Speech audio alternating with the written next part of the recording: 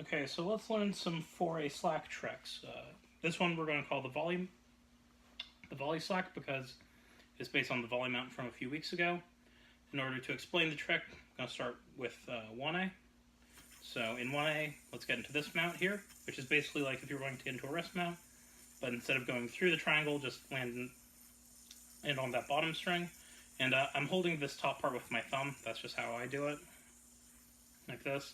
Now pinch with your pinky finger on your throw hand side. Now we have a bit of slack here. Now with this bit of slack, you can swing it around the yo-yo like this, or you could swing it directly into the gap of the yo-yo like this, or you could form the slack, then swing it around and then do something else with it. There are a bunch of stuff you can do, so don't think about that too hard.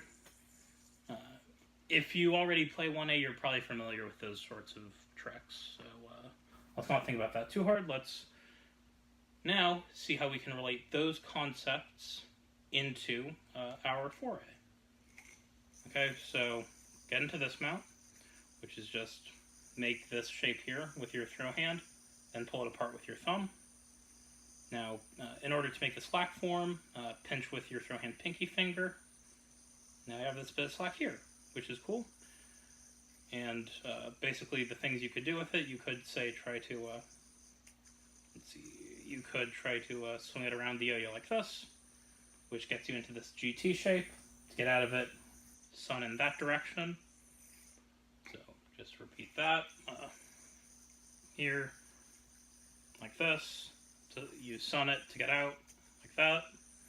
Another thing you could do would be, what you'll notice is that if you pull with the thumb, then you have something called a tension slack, so the slack will motivate like that. You could use that to land into the gap. What I would recommend is hopping the yo-yo up slightly, pulling the sort of line of string out of the way, and then hitting the yo-yo with your slack like that. So that's one that I like. You can do that however you want, but I think that's one that's fun and not too hard. Basically, the thing you just need to notice is that you're using the tension from the thumb to motivate the slack around. Okay. Then one more of these would be, if you have that slack forming, you could swing it around in order to hit the yo-yo with it. So I'm not very good at that sort of thing, but let's see if there's one that I can attempt. Would be, let's say that you have the slack forming like this. You could swing it around and then hit it over there. Something like that. I'm not very good at those, but anyway, I do very much recommend experimenting with those and seeing what you can do. Hope you had fun.